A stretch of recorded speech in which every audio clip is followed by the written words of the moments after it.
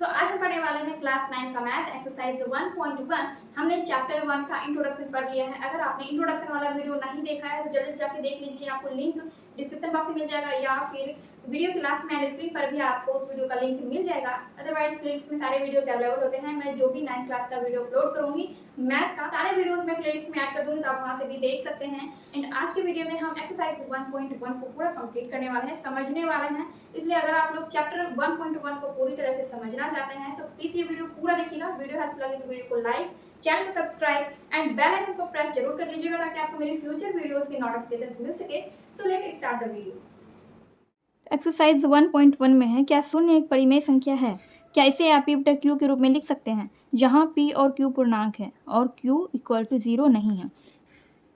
तो हमने परिमेय संख्या के बारे में पहले भी पढ़ा है। क्लास 9th का मैंने जब फर्स्ट वीडियो डाला था इंट्रोडक्शन वाला, तो उसमें मैंने सारा कुछ बता दिया था।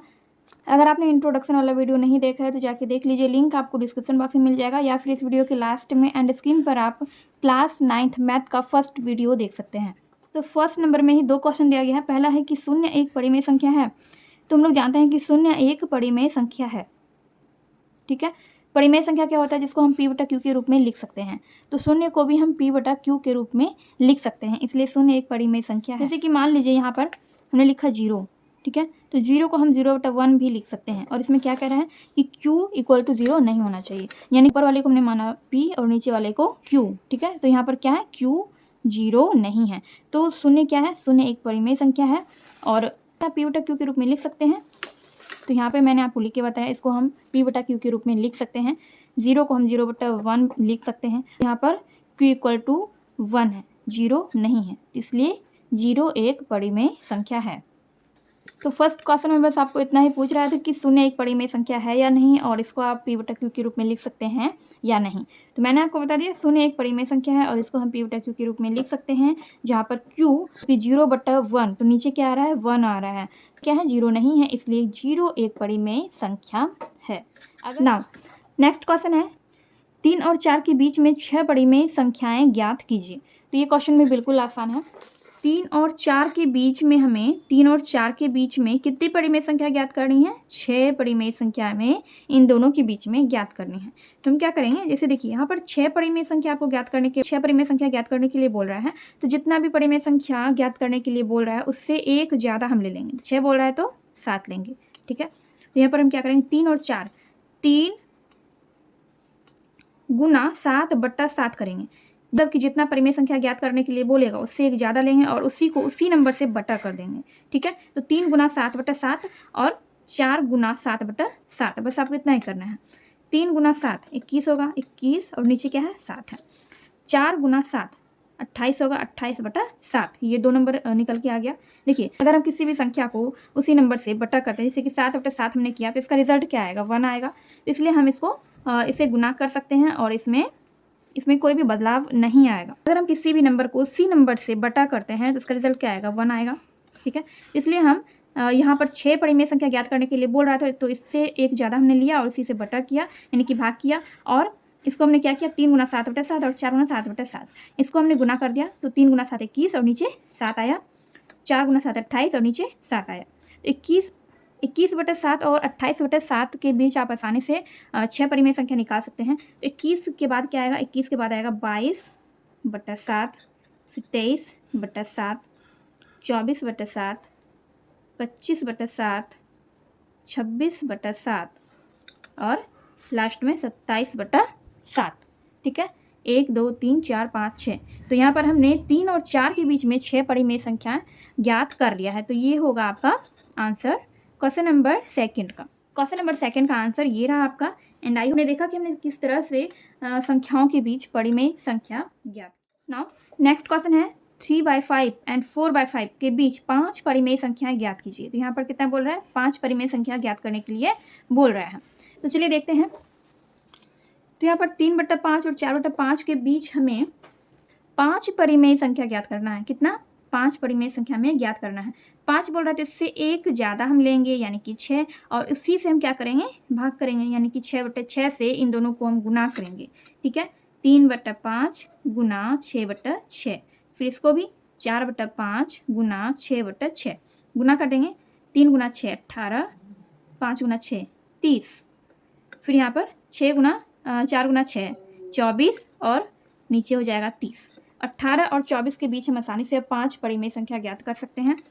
तो 19/30, 18 के बाद 19/30, 20/30, 21/30, 22/30, 23/30, कितना हुआ 5। 1 2 3 4 5। तो ये हो गया आपका क्वेश्चन नंबर 3 का आंसर।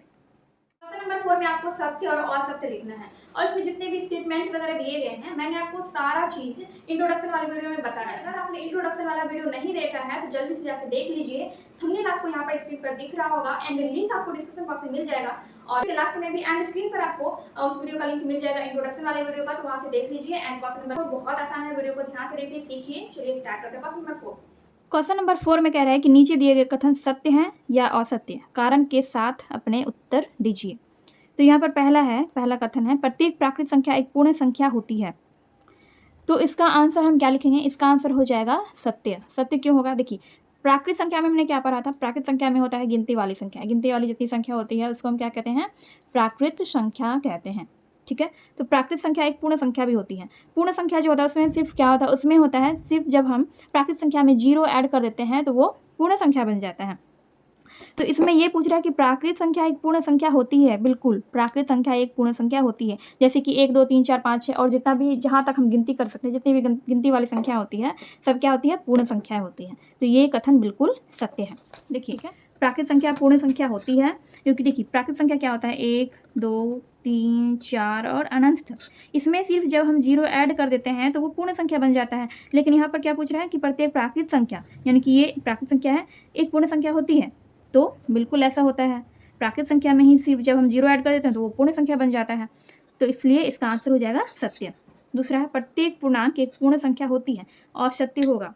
ठीक है, क्योंकि पूर्णांक में ऋणात्मक संख्या भी होती है, धनात्मक संख्या भी होती है और शून्य भी होता है। तो इसलिए प्रत्येक पूर्णांक एक पूर्ण संख्या नहीं होती। पूर्ण संख्या क्या होता है? जब हम प्राकृत संख्या में 0 ऐड करते हैं तो वो पूर्ण संख्या बन जाता है। और पूर्णांक में क्या होता है? ऋणात्मक संख्या भी होती है और धनात्मक संख्या भी होती है, 0 भी होता है। इसलिए प्रत्येक पूर्णांक एक पूर्ण संख्या नहीं होता है। ठीक है, इसलिए ये कथन हो जाएगा असत्य। तीसरे नंबर में कह रहे हैं कि प्रत्येक परिमेय संख्या एक पूर्ण संख्या होती है। प्रत्येक परिमेय संख्या एक पूर्ण संख्या होती है? नहीं, प्रत्येक परिमेय संख्या एक पूर्ण संख्या नहीं होती है। परिमेय संख्या में क्या होता है? भिन्न वाली संख्या होती है। इसमें ऋणात्मक संख्याएं, धनात्मक संख्याएं, शून्य सभी तरह की संख्याएं होती है परिमेय संख्या में। लेकिन पूर्ण संख्या में केवल क्या होता है? 0 और ये धनात्मक संख्याएं। ठीक है, याद रखना है आपको पूर्ण। तो ये आपको हमेशा याद रखना है कि जब भी हम प्राकृत संख्या में 0 ऐड कर देते हैं तब वो पूर्ण संख्या कहलाता है। तो इसलिए प्रत्येक परिमेय संख्या एक पूर्ण संख्या नहीं होती है। ठीक है, प्रत्येक परिमेय संख्या एक पूर्ण संख्या नहीं होती है, लेकिन प्रत्येक पूर्ण संख्या एक परिमेय संख्या होती है। परिमेय संख्या में प्लस वाली भी संख्या होती है, माइनस वाली भी संख्या होती है, बटा वाली संख्या होती है, 0 भी होता है।